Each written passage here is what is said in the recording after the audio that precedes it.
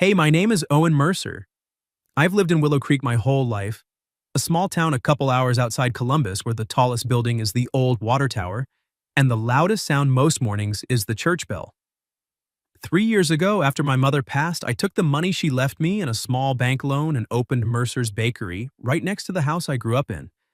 It's nothing fancy, just a single-story brick building with a blue awning, and a little bell that rings every time someone walks in. I wake up at 4 every morning to knead dough, bake bread, roll cinnamon buns, and get the cases filled before the first customers show up on their way to work. I'm not rich. Some months I barely cover the flour, the electricity, and the part-time girl who helps at the counter. But the bakery is mine. The smell of butter and warm bread in the morning makes me feel like I built something that matters. The Dawson house sits right next door. There used to be a low wooden fence between our yards. When we were kids, I climbed over it so many times my dad finally just pulled one of the boards out. After Harper left for the city 4 years ago, the house mostly sat empty except for her father. Lately, he's been in the hospital, so the place has been... That morning started like any other. I had just carried a tray of fresh bread out to the front counter when I glanced through the big front window. Through the thin autumn mist, a silver car was parked in front of the Dawson house. A woman stood beside the open trunk, pulling out a cardboard box. Even from the back, light brown coat, long hair tied low, I felt something familiar settle in my chest and make my hands go still on the tray. She set the box down, brushed her hair out of her face, and turned. My heart stopped. It was Harper Dawson. She was the closest friend I'd ever had. We grew up in these two houses, rode the same school bus, built blanket forts in each other's living rooms, and spent whole summers at the creek at the edge of town. If one of us got grounded, the other usually stood outside the fence waiting until we were allowed out again. 4 years ago, she left Willow Creek to study nursing in the city. Her father's memory had already started slipping. He'd forget where he put things, get lost on streets he'd walked for decades, sometimes call her by her late mother's name. Harper decided to specialize in neurology so she could understand what was happening to him. After graduation, she worked in the neurology ward of a big hospital up there. I always knew she'd come back someday. I just didn't expect it on an ordinary morning with flour still on my hands. I untied my apron, stepped out of the bakery, and crossed the yard. Harper was wrestling a big suitcase out of the trunk. She didn't notice me until I spoke. Planning on moving the whole city down here? She froze. Slowly, she turned. When she saw me, her eyes widened, then a smile I hadn't seen in 4 years spread across her face. "Owen Mercer," she said, half laughing, half surprised. For a few seconds, we just stood there looking at each other. She still had the same warm brown eyes and the little dimple that showed only on her right cheek when she smiled. But there was a tiredness in her face that hadn't been there before. She glanced at the bakery and asked, "That place is yours?" I nodded, trying to sound normal even though my heart was still racing. "Opened it 3 years ago. Nobody's gotten food poisoning yet, so I guess that counts as success." She laughed, and the sound made the 4 years between us feel smaller. I bent down, lifted the heaviest box, and asked, "When did you get back?" Harper closed the trunk and walked beside me toward the house. "Drove in last night, but I stayed at a motel outside town. I wanted to see Dad at the hospital first before I came home." Her voice went quiet when she mentioned him.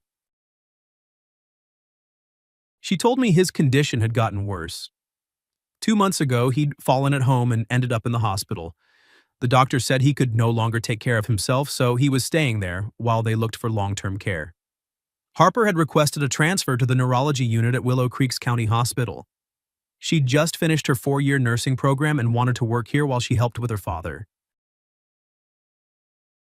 I carried the box into the living room. The house still looked mostly the way I remembered. Old clock on the wall, brown sofa, family photos on the mantel, but a thin layer of dust and the silence made it feel cold. While we brought the rest of the boxes inside, we started remembering old things. I pointed at a long scratch on the stair railing. "That's still here. You made it trying to slide down on one of my mom's baking sheets." Harper set a bag of clothes down and protested, "You're the one who came up with that idea." I grinned. "Yeah, but you're the one who agreed to try it first." She looked at me, and her expression softened. I carried the last box into her old bedroom. A few things from when we were kids were still on the shelves. Some old books, a school track trophy, a plastic box full of random little things. I looked at the box and suddenly remembered something I hadn't thought about in years. Without really planning to, I said, "You still owe me a wedding, you know." Harper was putting clothes into the dresser. She stopped. She turned slowly. I felt my face get hot but kept going. "You promised you'd marry me when we were kids." The memory came back clearly. We were 10. I'd gotten a plastic ring from the toy machine outside the grocery store. I dragged her behind the big oak tree between our houses, got down on one knee, and asked if she'd marry me when we grew up. She laughed for a long time, but in the end she put the ring on and said yes. I'd only meant it as a joke now, something to make her smile. She looked down at the shirt in her hands, fingers tightening around the fabric. After a long moment she spoke, her voice very quiet. "I still would." The room went completely still.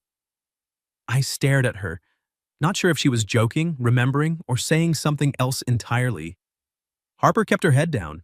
Her cheeks had gone. I wanted to ask what she meant, but her phone rang suddenly from the hospital. She straightened at once, all the softness gone from her face, and stepped away to answer. I stood there in the middle of her old room with my hand still resting on the box, the words she'd just said echoing in my head. I still would. Outside, the morning mist was starting to lift. Inside the bakery next door, the oven timer was probably going off. But I didn't move. I just stood there, listening to Harper's low voice on the phone in the next room, and wondering what exactly had just happened between us. From the day Harper came back, my days started to move to a different rhythm. Every morning, I left a paper bag on her front step before the sun was fully up.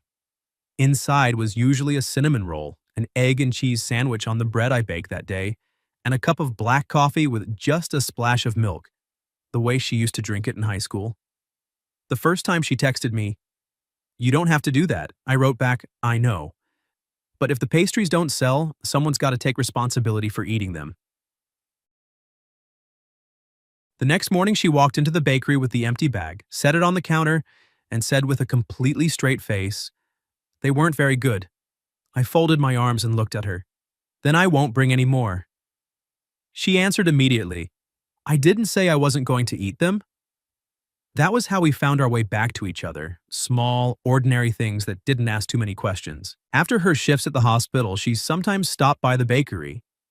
She would sit at the little table by the front window with a stack of patient charts and a pen between her teeth while I cleaned the kitchen.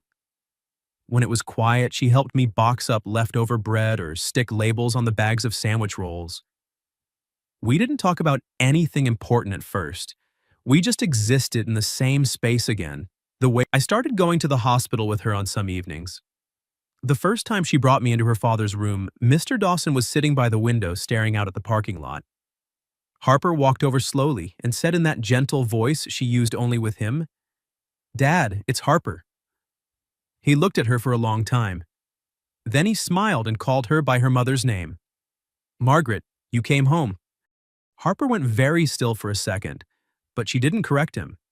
She just pulled a chair close, took his hand, and answered softly, "Yes, I'm here." I saw the way her shoulders tightened, but she kept her face calm. She had already learned that forcing him to face the truth sometimes made things worse for him.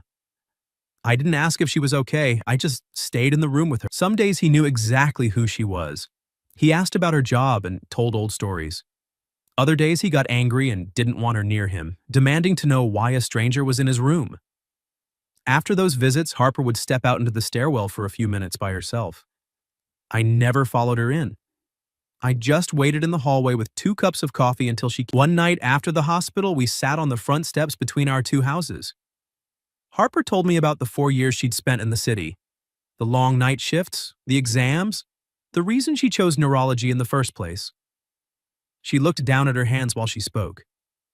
When Dad started forgetting everything, I felt completely useless. I thought if I learned enough, maybe I could stop what was happening to him. I asked quietly, "Do you still think that?" She shook her head. No, I know I can't fix this. I just don't want him to be scared for whatever time he has left. I looked at her and felt something shift inside my chest. Harper had always been the strong one, but I was starting to see how much she was carrying alone. She was working extra shifts, dealing with insurance paperwork, trying to find the right long-term care facility, and still paying the medical bills that kept piling up. Some nights I could see the light in her bedroom window at 2 in the morning, so I helped in the only ways I knew how. I fixed the leaking faucet in her kitchen, mowed the lawn, changed the porch light bulb, and brought food over when she worked late. In return, she taste-tested new recipes for me, took photos of the bakery for the website I barely used, and convinced half the nurses on her floor to start ordering bread from me. One morning, the hospital ordered 200 blueberry muffins for a fundraiser. I had to be in the kitchen at 3 a.m. When I finally came out front to start packing them, Harper was already behind the counter, tying one of my spare aprons around her waist. I stopped in the doorway. "What are you doing?" She rolled up her sleeves like it was the most normal thing in the world. "You need help?" I checked the clock. "Your shift." She picked up a tray of muffins. "Then we have 2 hours." We worked side by side in the warm kitchen that smelled like butter and blueberries. Every so often, our hands brushed when we reached for the same tray at the same time. We both froze for a second, then pretended it hadn't happened. But the air between us felt different now, charged with something we hadn't named since that morning in her bedroom. A few nights later, it rained hard. Harper showed up at the bakery after I'd already locked the door. She stood under the awning, looking exhausted, her scrubs damp at the shoulders. I let her in, sat her at the table by the window, and brought her a bowl of soup and a thick slice of bread. She watched me for a long moment before she spoke. "You really remember, don't you?" I sat down across from her. "Remember what?" "The day you asked me to marry you when we were 10, I smiled. After you brought it up, it all came back. I even remember you making me promise that after we got married, you'd still be allowed to climb trees." She laughed, but the sound faded quickly into something sadder. I asked, "When you said you still would, were you serious?" Harper looked down at the soup. She was quiet for so long I thought she might not answer. Then she said very softly, "I don't know. Maybe part of me still remembers the boy who promised he would never let me be alone." I studied her face in the low light. "I'm not 10 anymore, but if you need someone beside you, I can still do that." She lifted her head and looked at me. Neither of us moved closer. Neither of us said anything else. But in the quiet bakery with most of the lights already turned off, the silence between us no longer felt like simple friendship. It felt like the beginning of something we were both afraid to name out loud. Over the next few weeks, the space between us kept changing in small, quiet ways. Harper started leaving one of her sweaters draped over the chair in the little office behind the bakery. I kept a spare key to her house so I could water the plants or bring in packages when she was stuck at the hospital. Some nights we ate dinner together at the counter after the last customer had gone, passing a single plate back and forth while she told me about her day in short. One evening I found her asleep on the old couch in the office, still wearing her scrubs, one hand resting on a stack of bills she hadn't finished going through. I took my jacket off the hook and laid it over her. That was when I noticed the numbers circled in red on the top page. They were much larger than anything a new nurse should have been responsible for. I didn't read further. I just turned off the light and let her sleep. After that, I started paying closer attention. Harper began getting phone calls from numbers she didn't recognize. Every time one came in, she would step outside the bakery or the hospital hallway to answer. When she came back, her face was pale and her hands shook a little. She started picking up extra shifts, even on weekends. Some days she worked 16 hours straight and then stayed at the hospital with her father instead of coming. She ate less. She slept less. She started forgetting small things, where she put her keys, what time her shift started, whether she had already told me something. One night she showed up at the bakery close to midnight. She stood outside on the sidewalk for a long time, just staring at the dark windows like she wasn't sure why she had come. When I unlocked the door, she looked at me as if she had forgotten I would be there. I pulled her inside, sat her down at the table, and asked, "What's going on?" Harper shook her head right away. Nothing, I'm just tired. I set a glass of water in front of her. You're not just tired, you're working yourself until you can barely stand up. She tried to smile. I'm a nurse. We do that all the time. I looked straight at her. Don't talk to me in that voice you use with patients' families. The smile disappeared. She still didn't tell me the truth. A few days later, I went to the hospital to bring her something to eat.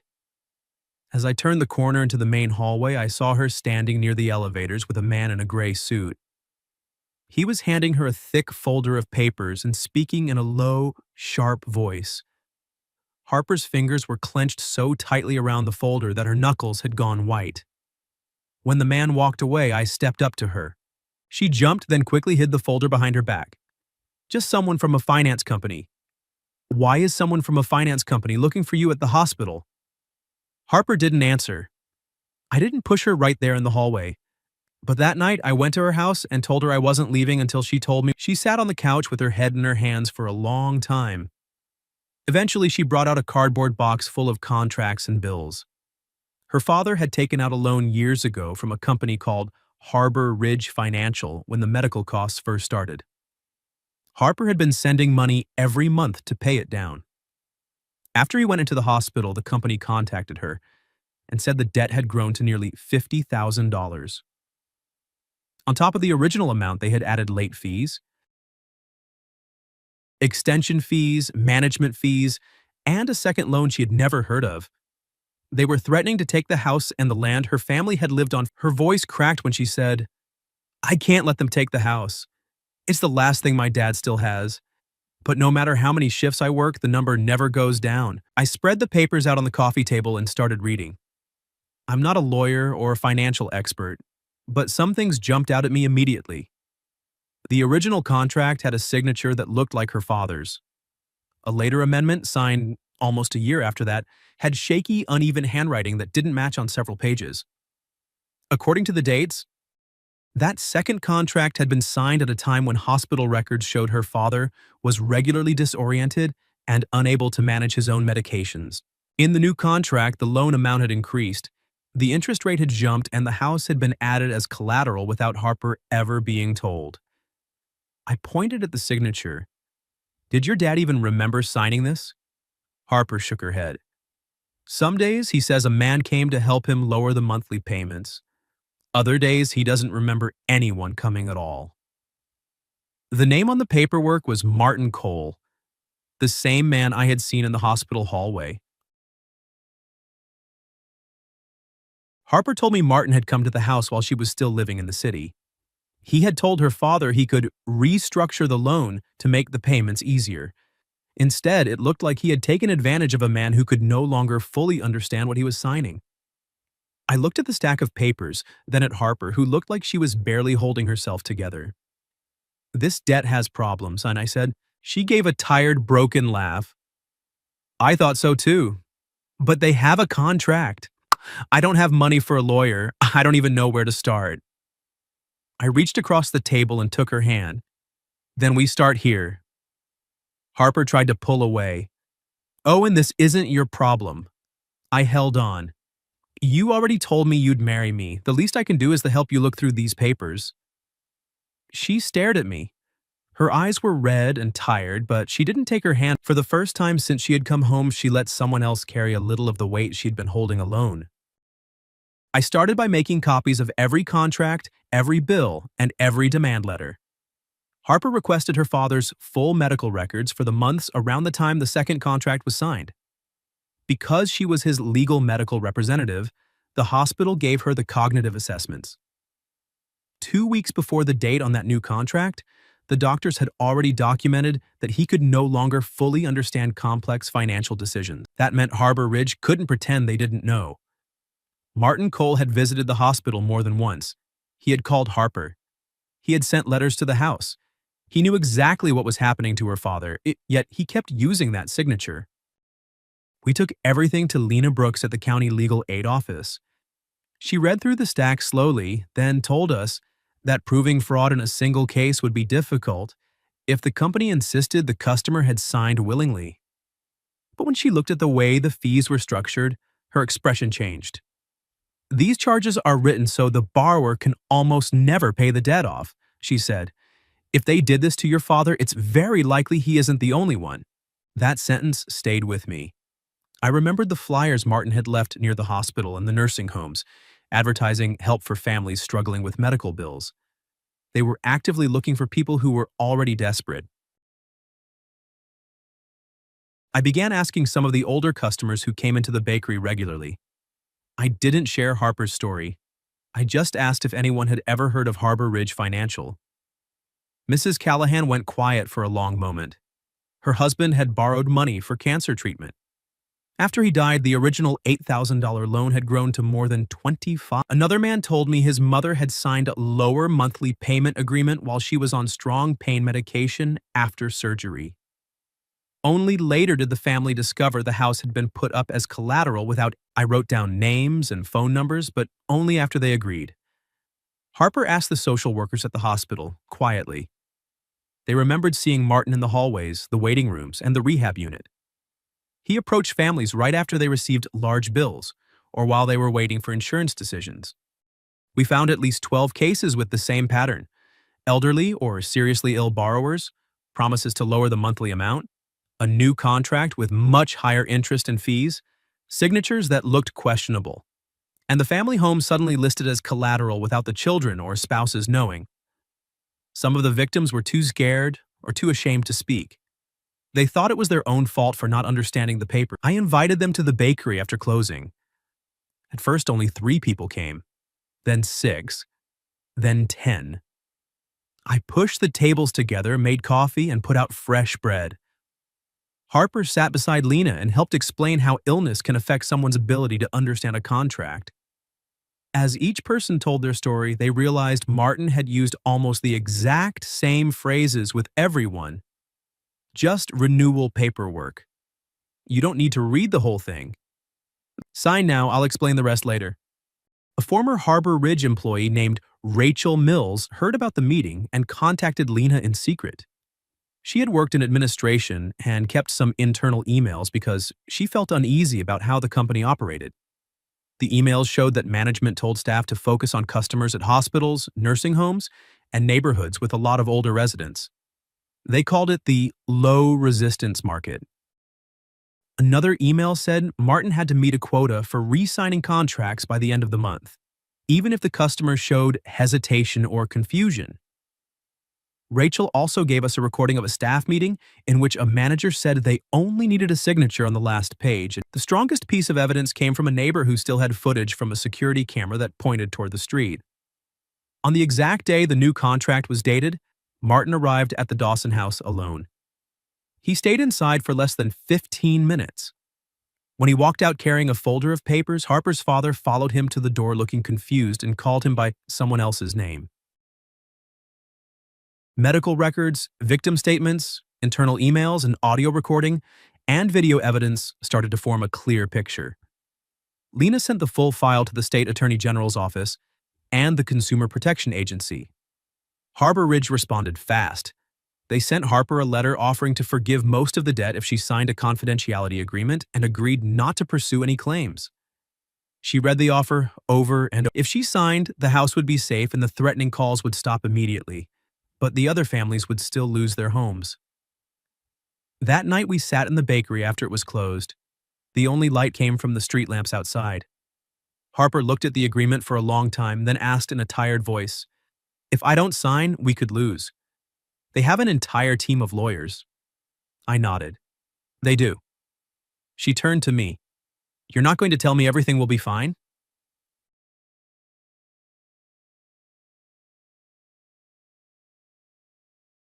I shook my head. "I can't promise something I don't know. But I do know that if you sign this, Martin will just move on to the next family who can't fight back." Harper looked down at the paper again. After a long silence, she picked it up and tore it in half. Her hands were shaking, but her voice was steady we sat there in the quiet bakery with the torn agreement between us. For the first time since she came home, I wasn't just worried about Harper. I was proud of her. And I knew, without either of us saying it out loud, that whatever came next, we would face it together. The investigation moved. Within weeks, the authorities ordered Harbor Ridge to stop all foreclosure actions against the victims while they reviewed the cases. Martin Cole was suspended. The company was required to turn over every file involving elderly or seriously ill borrowers. Handwriting experts confirmed that the signatures on 2 pages of Mr. Dawson's second contract had not been made by the same person. Part of it may have been signed while he still had some capacity. The rest appeared to have been copied from older documents and inserted into the new agreement. Investigators also found that the company had hidden fees, changed dates on contracts, and reported incorrect amounts disbursed. In the end, Harbor Ridge was forced to cancel the second contract on Mr. Dawson's loan, return to the original terms, and refund every dollar of illegal interest and fees Harper had already paid. Because she had been sending money for years, the amount she had already paid was almost equal to the original principal. Other victims received the same review. Many of their contracts were canceled too. The company paid a large settlement and was barred from making new loans in the state while the case moved forward. Martin and several managers were charged with fraud, forgery, and taking advantage of adults who lacked the mental capacity to understand what they were signing. When Lena called to tell Harper the house was protected, Harper didn't look relieved the way I thought she would. She sat down at one of the tables in the bakery, put her face in her hands, and started to cry. I walked over and pulled her into my arms. She pressed her face against my chest and spoke through the tears. I thought I was going to lose everything. My dad, the house, even my job. I've been trying to hold it all together by myself for so long, I forgot what it felt like to just breathe. I held her tighter. You don't have to do it by yourself anymore. She pulled back just enough to look at me. Her eyes were still wet. You're only saying that because we've been friends since we were kids. I was quiet for a moment. After everything we had been through, I couldn't keep pretending this was only friendship.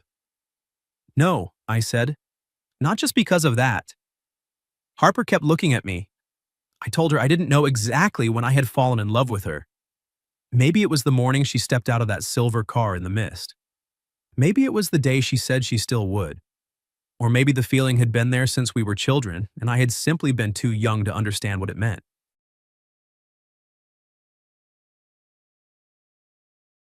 I told her I didn't want to be the person who only showed up when she was in trouble. I wanted to be there on the ordinary days too, when she came home complaining that my pastries were too sweet, when we went to the hospital together, when we fixed the porch roof or drank coffee in silence or did all the small, unromantic things that make up a real life. Harper laughed, even though tears were still running down her face. Your pastries really are too sweet. I know. I looked at her seriously then. But that promise we made when we were kids? I don't want to treat it like a joke anymore. She didn't answer with words. She stepped forward, placed both hands on my face, and kissed me. Our first kiss happened in the closed bakery beside the trays of bread we hadn't put away yet and the long table that had been covered with other people's files for weeks. It wasn't perfect. In the months that followed, her father's condition kept moving forward. There was no miracle that brought his memory back, but the weight of the debt was gone. Harper was able to cut back on extra shifts and spend time with him because she wanted to, not because she was afraid of missing a collection call. One afternoon, he recognized both of us. He looked at me for a long time and asked if I was the Mercer boy. I said yes. He turned to Harper with a small smile and said, "He used to say he would marry you." Harper took her father's hand. I remember. He nodded like that was the most important thing he needed to confirm. A few minutes later, he had forgotten who we were again. But Harper kept smiling for the rest of the afternoon. A year later, I expanded the bakery into the small space behind the original building.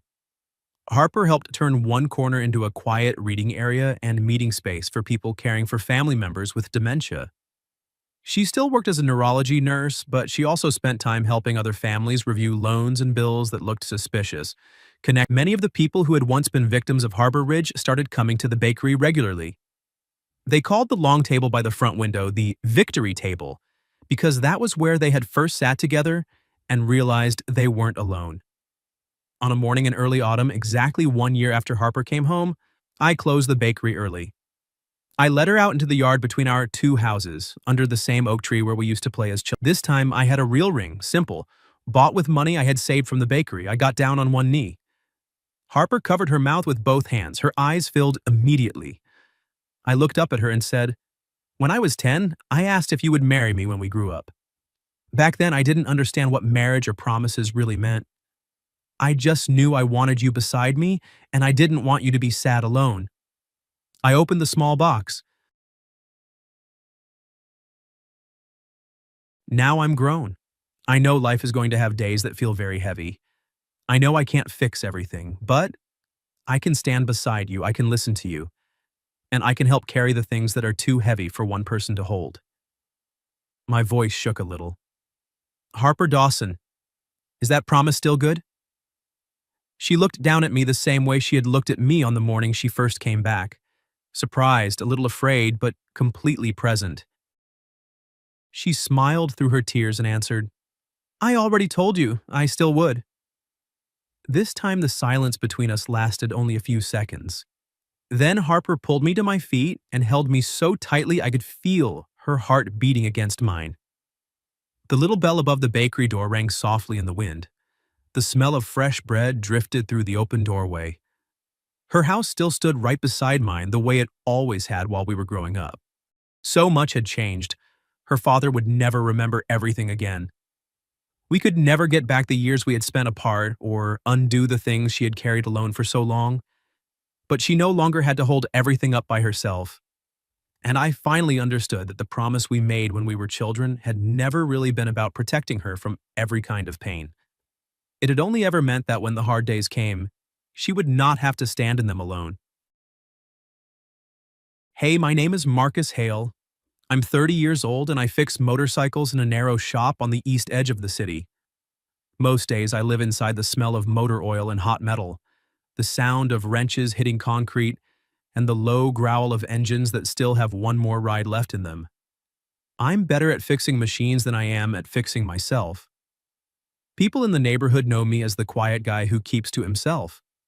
They also know that every Friday night I walk into Betty's Diner, take the same corner booth, and order 2 plates of grilled steak with mashed potatoes.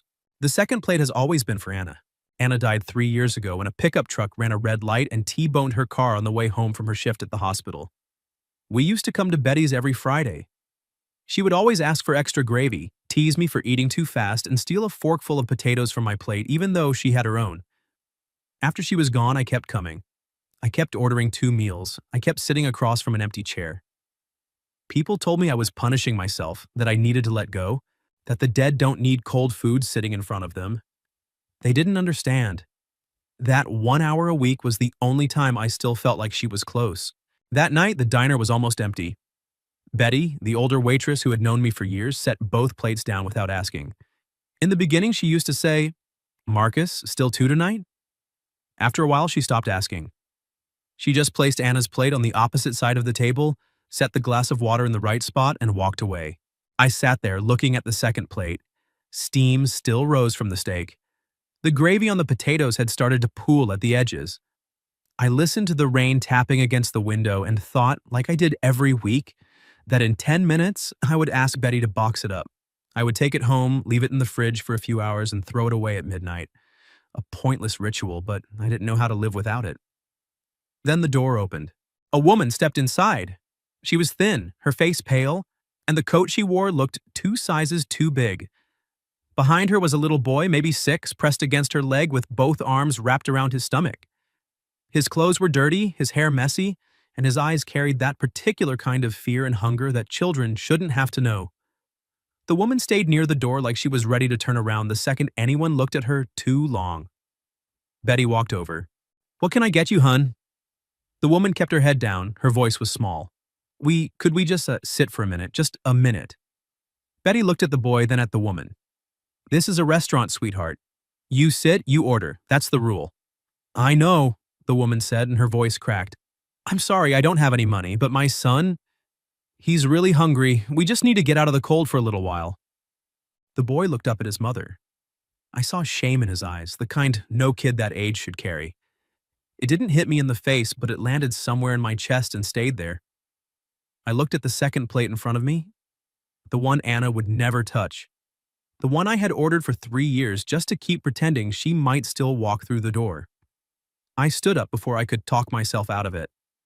"They're with me," I said. Betty turned around surprised. The woman looked at me like she wasn't sure she had heard right. I pointed at the empty chair across from me. "Come sit down." She shook her head right away. "No, we don't want to bother you." "You're not bothering anyone."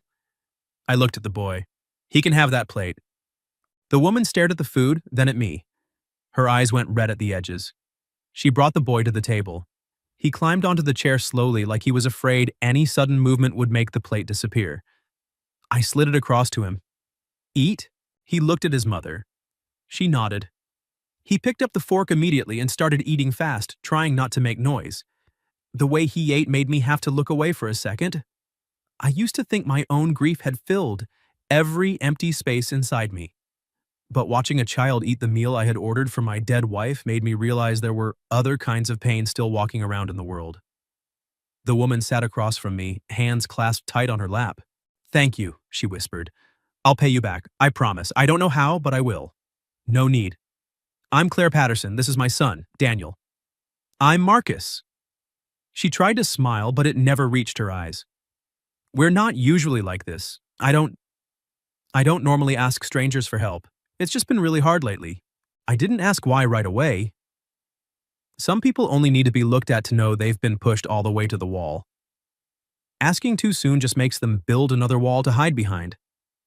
I asked, "Where are you two staying?" Claire went quiet. I understood. Where meant nowhere. Daniel had almost finished the plate.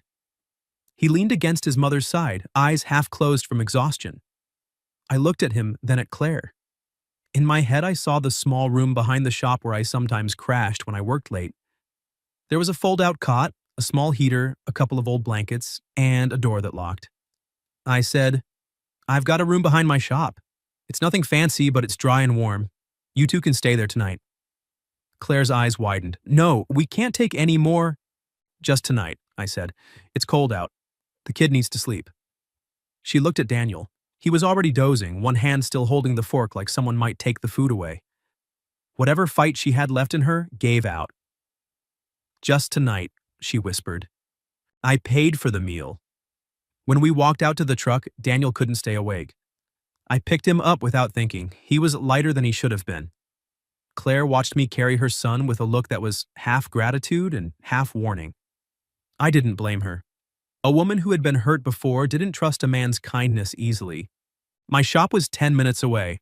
I let them into the back room, spread an extra blanket on the cot, and turned on the heater.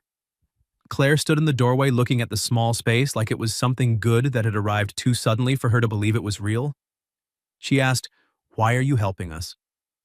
I looked at Daniel asleep on the cot. Then I thought about the empty chair at the diner, about Anna, about the 3 years I had spent waiting for someone who was never coming back. I said, "Because somebody should." I left them there and went up to the small apartment above the shop. But that night, for the first time in 3 years, I didn't lie awake thinking about the second plate going to waste. I thought about the fact that it hadn't gone cold for nothing. They stayed one night, then two. By the fourth morning, I came downstairs and found Claire already on her knees in the garage, scrubbing an old oil stain off the concrete with a rag and cold water. Her hands were red from the soap. "You don't have to do that," I said. She looked up, hair tied back in a hurry, eyes still tired. "I need to do something. You gave us a place to sleep. I can't just sit around." "You looking for work?" "I'll take anything." I called Betty. She needed someone to wash dishes and help with prep in the mornings. The pay wasn't much, but it was cash at the end of the week and a meal during the shift. Claire said yes before I even finished the sentence. The next day she started. Daniel stayed at the shop after school, sitting on an upside-down wooden crate in the corner, doing homework with a pencil that was too short. At first, he barely spoke. He just watched me work from a distance. Kids can't stay curious forever in silence, though. One afternoon, he asked, "Why do motorcycles need oil?" I was tightening a bolt on an old Harley. I wiped my hands on a rag and looked over. Because metal rubs against metal, it gets hot and wears down. Oil keeps everything moving smooth. "Like knees need water?" I laughed before I could stop myself. "Pretty much. After that, the questions came more often. He asked about spark plugs, why the back wheel turned when the engine ran, why some bikes sounded loud and others didn't, how I could tell what was wrong just by listening. I answered everyone. I hadn't thought I still had the patience to explain things to a child. But Daniel didn't need me to be his father. He just needed an adult who didn't yell, didn't disappear, and didn't make him feel stupid for asking the wrong question. Claire worked hard at the diner. Most nights she brought home leftovers Betty let her take. The three of us ate together in the back room on a crate covered with an old towel. The chairs were two folding ones and a stool. It didn't look like much, but after a while it started to feel like a kitchen table. Daniel would talk about school. Claire would tell him to slow down while he ate. I would listen and sometimes add a sentence or two. It was ordinary. That ordinariness scared me more than anything, because I started waiting for them to come home.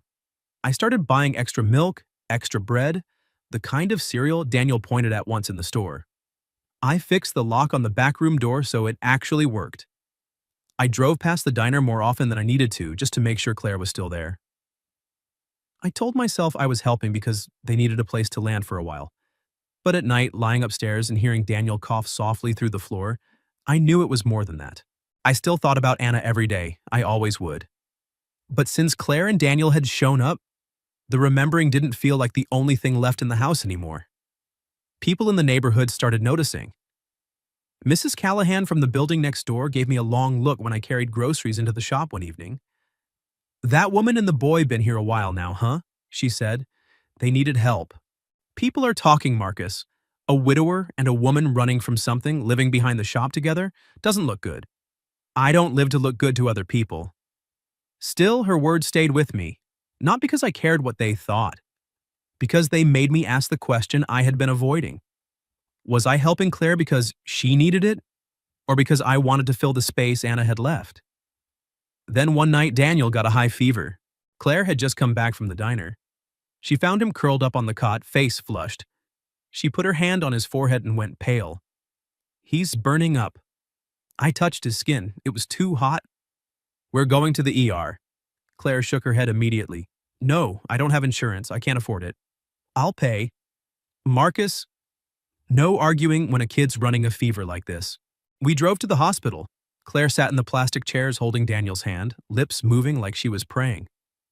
I stood a few steps away. The smell of antiseptic made my stomach turn. The last time I had been in a hospital was the night Anna died. I remembered the doctor coming out, the way they couldn't quite meet my eyes, the words, "We did everything we could." I hadn't stepped inside one since. The doctor said Daniel had a bad infection and needed antibiotics. We had caught it in time. The bill came to almost $500. I paid with a credit card without thinking twice. On the way home, Daniel slept in the back seat. Claire sat beside me, crying without making a sound.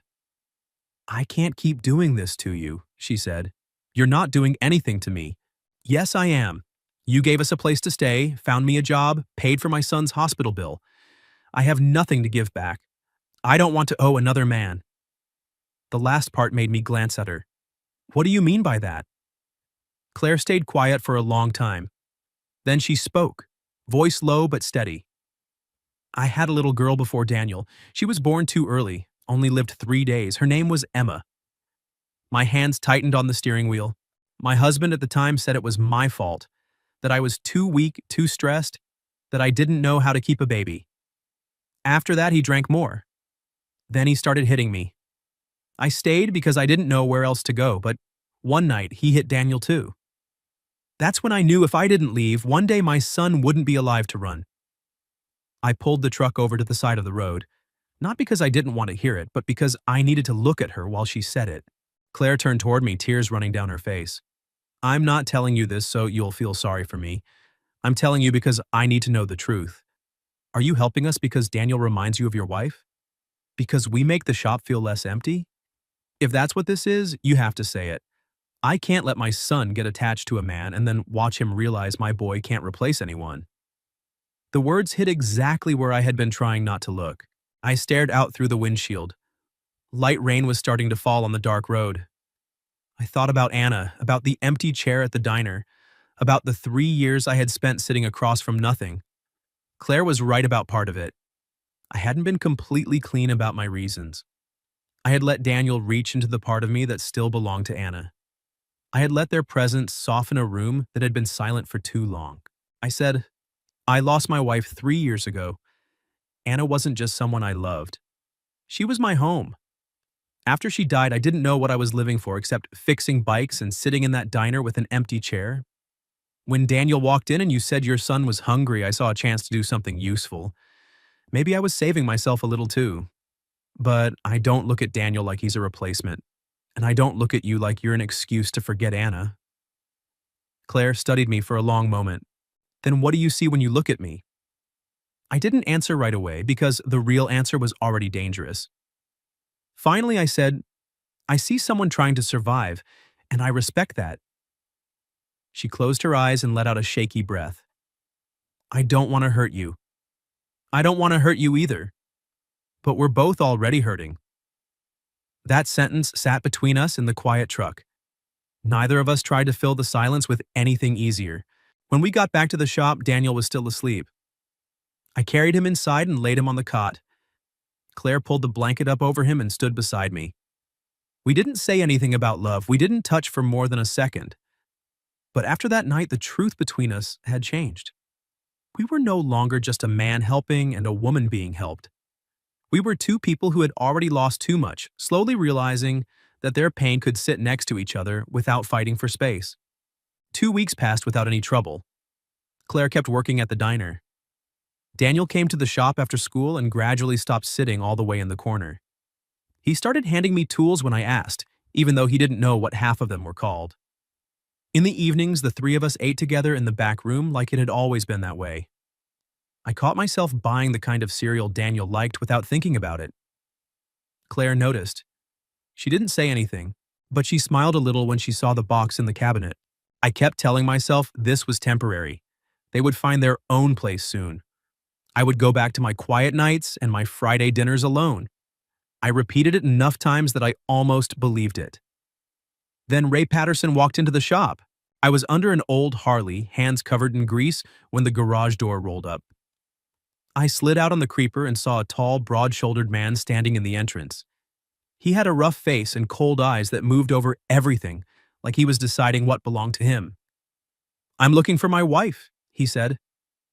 I stood up and wiped my hands on a rag. You've got the wrong place. Claire Patterson and my son, Daniel. Someone said they've been staying here.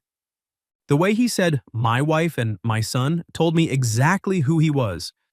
A man who saw people as things he owned always used that tone. I kept my voice even. If they were here, I don't think they'd want to see you. He took another step inside. That's not your decision. She's my wife. The boy is my son. I'm taking them home. She left because you hurt her. His face twitched, then he smiled. There was nothing warm in it. She told you that story, huh? Of course she did. Claire's real good at playing the victim. What do you think you are? Some hero mechanic saving the poor mother and kid? I didn't answer. He looked up at the apartment above the shop, then at the door to the back room. You been playing house with somebody else's family long? I took one step forward. Get out of my shop. He tilted his head. Careful, I've got a lawyer. I still have rights as a father. If you keep my son away from me, I'll make sure you lose this whole rusted-out place. He left, but I knew he would be back. That night, Claire didn't come home from the diner. I called Betty. She said Claire had asked to leave early because she wasn't feeling well. Claire's phone went straight to voicemail. I drove around until I found her car parked at a cheap motel on the edge of town. I knocked on the door. Claire, it's me. After a long time, the door opened a crack. Claire stood there, face white. Daniel sat on the bed behind her, hugging a pillow, eyes red. We have to go, she said. No. Marcus, he found us. If we stay, he'll hurt you, or drag you into court, or use Daniel to get back at me. I can't pull you into this. You can't keep running forever. I just need to run tonight. I held the door open with my hand. Let me help. You've already helped too much. Her voice broke. I could see she was trying to be cruel so it would be easier to leave. She thought if she cut it off now, I would be safe. She didn't understand that her disappearing was what would actually break me. I looked past her shoulder. Daniel was watching me, bottom lip trembling. Uncle Marcus... Claire turned and pulled him close. "Don't," she said to him, but it sounded like she was talking to herself. She closed the door. I stood in the parking lot for a long time. For the first time since Anna died, the feeling of loss wasn't only about her. This one was newer, sharper, and more frightening because the person leaving was still alive. The next morning, I went to the shop and found a drawing on my workbench. Daniel had drawn 3 stick figures in front of a building with a garage door. A tall man, a woman, and a small boy. Underneath, in crooked letters, he had written, "Thank you, Uncle Marcus." I sat down on the concrete floor holding the paper. For 3 years, I had cried over Anna and everything I lost. That morning, I cried because I had found something new and then let it slip away. 2 days later, Betty called. Claire didn't come in. Her phone's still off. Marcus, I'm worried. I started looking. The motel said she had paid cash and checked out. I called shelters, churches, the hospital. No one had seen them. I drove around town until it got dark, the weight in my chest getting heavier with every mile. Then my phone rang, unknown number. I answered. A small, shaking voice came through. Uncle Marcus? I stood up so fast the chair almost fell over. Daniel? Where are you, buddy? He was crying, trying to talk fast. He found Mom. She told me to hide. I heard him yelling. I'm scared. We're at the old apartment on Maple Street. The door's blue. Can you come? The line went dead. I ran for the truck. The apartment on Maple Street was in the part of town where people heard arguments and closed their doors so they wouldn't have to get involved. I got there and saw the blue door half open. Inside, it was dark and smelled like old beer. I heard a man shouting from the back room, Claire's voice pleading, something breaking. I walked down the hallway. Ray had Claire by the wrist, pinning her against the wall. Blood was on her lip. He turned when he saw me. You really like playing hero, don't you? Take your hands off her, he laughed. Or what? You gonna hit me? Good, I'll call the cops and say you broke in. I didn't want to fight. I didn't want Daniel to see more violence. But when Ray squeezed Claire's wrist harder and she made a sound of pain, every careful thought disappeared. I grabbed him and pulled him off her. He swung and caught me in the ribs. The pain flashed hot up my side, but I didn't go down. I shoved him into a dresser, blocked his next punch, and held him long enough for Claire to run into the hallway and call 911. The police arrived fast. Neighbors finally came out of their apartments. Daniel was found hiding in a closet, shaking but safe. Ray tried to say I attacked him first, but the marks on Claire's face, the bruises on her wrist, Daniel's statement, and the neighbors who had heard the yelling made his story fall apart. They cuffed him right there. As they walked him out, Ray looked at Claire. You're gonna regret this. Claire didn't back away. She held Daniel's hand, voice shaking but clear. No, for the first time, I'm not regretting anything. After the police left, I drove Claire and Daniel back to the shop. Nobody said much on the way. Daniel sat in the back, eyes swollen from crying. Claire stared out the window, one arm wrapped around her middle like she was holding herself together. In the back room, Daniel walked straight to me and hugged my waist. You really came? I bent down and held him carefully. You called. I came. Claire watched us, tears running down her face. She said, I thought leaving would keep you safe. I answered, don't keep me safe by disappearing. She covered her mouth with her hand and started crying harder. I didn't pull her into my arms right away. I let her come to me, and when she did, when she leaned her forehead against my chest, I knew I wasn't just helping strangers anymore. I was falling in love with a woman who had gone too long without feeling safe. The weeks after that night were filled with paperwork, police reports, lawyers, and court dates. Daniel woke up screaming from nightmares more than once. Claire barely slept. I did what I could without taking over. I drove them to meetings. I sat in the waiting rooms. I made sure they ate. But I tried to let Claire make the decisions. She had spent years having choices taken away from her. I wasn't going to add to that. Ray didn't go quietly. He hired a lawyer and fought back hard. His side tried to paint Claire as unstable and homeless, a woman who had run away with her son and was now living off a strange man. They suggested I was taking advantage of her. They said Daniel needed a real family, which in their mouths meant Ray having control again. I wrote a letter for the court. I didn't try to make myself look like a hero. I just told the truth as simply as I could. Claire hadn't run because she was irresponsible. She had run to keep her son alive. Daniel didn't need to be forced back into a place that terrified him. And if the court needed proof of stability, the room behind my shop could serve as a safe place for them until Claire found something more permanent. Betty wrote a letter too, confirming that Claire showed up on time, worked hard, and never left a shift without a good reason. A few regular customers from the shop came forward and said Daniel was always fed and safe when he was with me after school. Even Mrs. Callahan, the neighbor who had once warned me about how things looked, showed up in court and told the judge she had seen how Claire cared for her son and that I had never taken advantage of either of them. On the day of the hearing, Claire had to sit on the stand and tell everything. The years of being hit, the way Ray blamed her for Emma's death, the nights she stayed because she had nowhere else to go and no money. When Ray's lawyer asked why she hadn't left sooner, Claire's hand shook, but she answered clearly. Because I was scared, she said. Because I had no money. Because he made me believe I would die without him. But I left anyway, and I'm not going back. I sat behind her and watched her back stay straight even when her voice cracked. She wasn't the same woman who had stood at the door of the diner asking if she could just sit for a minute. She was a mother who had walked through hell and still put her child first. The judge gave Claire full custody of Daniel and issued a 5-year restraining order against Ray. Any contact with Daniel would have to go through the court after a psychological evaluation. When the decision was read, Claire's shoulders dropped and she started crying. Daniel wrapped his arms around her neck. I stayed a few steps back until she turned and looked for me. Then I reached out. She took my hand. That night we went back to the shop. Daniel was exhausted and fell asleep almost immediately. Claire and I sat outside in the garage among the half-disassembled motorcycles, drinking coffee that had gone cold. The air was quiet in a way that felt new. She said, "I don't know how to thank you. Don't thank me anymore. You could have walked away so many times." "I know." "Then why didn't you?" I looked down at my hands, the calluses and the grease that never fully came off, the fingers that had once worn a wedding ring until the empty feeling became too heavy and I finally took it off. Because before you and Daniel showed up, I was only existing. I told myself I was still alive, but every Friday I was still sitting in that diner waiting for Anna. I ordered food for her. I looked at an empty chair. Then I went home. I didn't know what to do with the love I still had left. It didn't disappear when she died. It just got stuck. Claire listened without interrupting. I kept going. I was afraid that if I started caring about you, if I cared about Daniel, it would mean I was betraying Anna.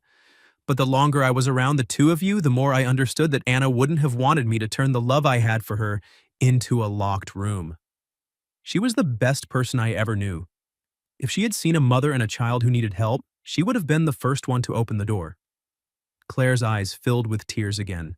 "I felt the same way about Emma," she said quietly. "She only lived 3 days, just 3 days. But I'm still her mother. Sometimes I would laugh with Daniel and then feel guilty because Emma never got to grow up. Sometimes I would look at you and want to be happy, then feel like I didn't deserve it." I reached across the small table between us. She put her hand in mine. "Maybe we don't have to stop hurting before we're allowed to keep living," I said. Claire looked at me. "Maybe we just need to find someone who doesn't make us pretend the pain is already gone." That night, for the first time, I told her about Anna without falling apart. I told her how Anna always wanted extra gravy on her potatoes and how she used to leave little notes inside my toolbox that said ridiculous things like, "You look hottest when you're holding a wrench." Claire laughed through her tears. Then she told me about Emma, about how small her hands had been, and how Claire had only been allowed to hold her a few times in the NICU. We didn't kiss that night. We didn't need to. Sitting side by side under the yellow lights of the shop, saying the names of the people we had lost without either of us feeling jealous or threatened, was a different kind of closeness. It was the kind that meant we could carry our past without having to hide them from each other. For the first time since Anna died, the pain didn't feel like something I had to protect alone. And for Claire, I think it was the first time in years that she didn't have to carry everything by herself either. Life after the hearing wasn't a fairy tale.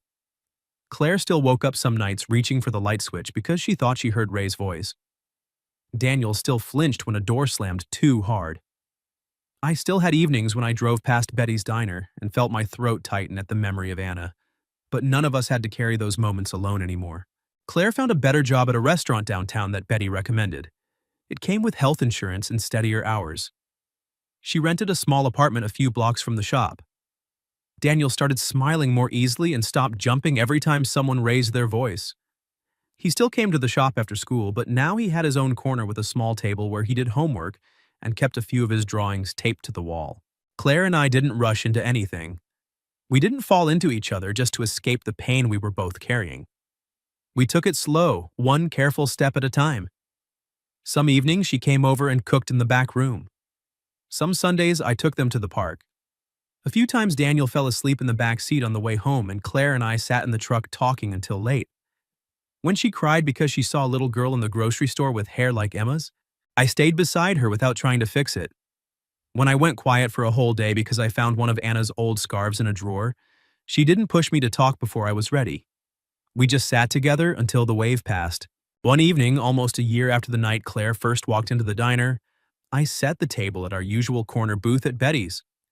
This time, I ordered 3 plates. Betty gave me a knowing look but didn't say anything. Daniel cleaned his plate and asked for apple pie. Claire laughed and told him he would roll home if he ate any more.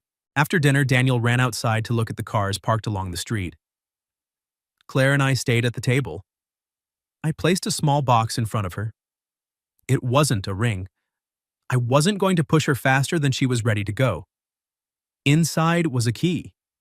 Claire looked at it, then at me. Marcus, it's the key to the shop and the apartment upstairs. I'm not asking you to move in tomorrow. I'm not trying to make you feel like you owe me anything. I just want you to know that if you and Daniel ever need a place, the door's already open. Her eyes grew wet. You know this feels a lot like a marriage proposal, right? I smiled a little. I know, but I also know we still need time.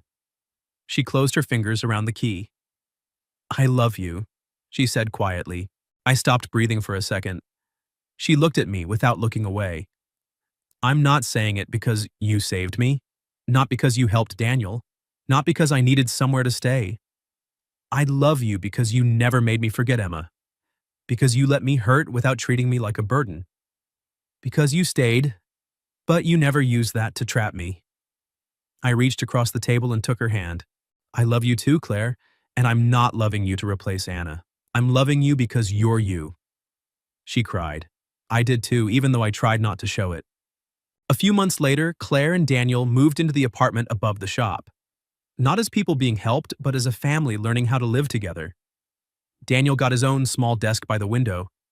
Claire put plants on the sill. I kept the photo of Anna on the shelf, right next to a new picture of the 3 of us at the park. Claire never asked me to take Anna's photo down. I never asked her to stop talking about Emma. The people we had lost weren't erased from the house. They became a quiet, gentle part of the story of the people who stayed. One Friday night, Daniel looked around the diner and asked, "Did you really used to sit here all by yourself?" I nodded. "Yeah." "Were you sad?" "Very." He thought about that for a moment. "If Anna could see you now, do you think she would be happy?" I looked at Claire. She reached under the table and took my hand. I answered honestly, "I think she would be, because I'm not eating dinner alone anymore." Daniel nodded like that made perfect sense, then went back to his mashed potatoes. Time kept moving. Ray never disappeared from our memories, but the restraining order and the court records kept him far away. Claire grew stronger every month. Daniel grew up in the safety he should have had from the beginning. And I learned that grief isn't something you have to defeat. It's something you learn to carry until one day it stops pulling you under. I still think about Anna every Friday, but when I walk into Betty's diner now, I don't look at the empty chair like it's an open wound. I see it as part of the road that brought me here. If I hadn't kept ordering that second plate for 3 years, maybe I wouldn't have had anything to give Daniel the night he was hungry. If I hadn't known what it felt like to lose someone, maybe I wouldn't have recognized the same emptiness in Claire's eyes. That doesn't make Anna's death meaningful. No one should ever say that loss happens so something good can come from it. Loss is just loss. But from the wreckage left behind, a person can still choose to do one kind thing. And sometimes one small kind thing, like sliding a plate of food across a table to a hungry child, can open an entire new life. I used to believe the second plate was only for the wife who would never come back. In the end, that same plate helped me understand that I could still care for someone, that I could still be needed, and that I could still love. On a Friday night in the corner booth of an old diner, I was no longer the man who ate alone with an empty chair. I was the man sitting with Claire and Daniel, carrying the memory of Anna beside me, and finally brave enough to call it a family.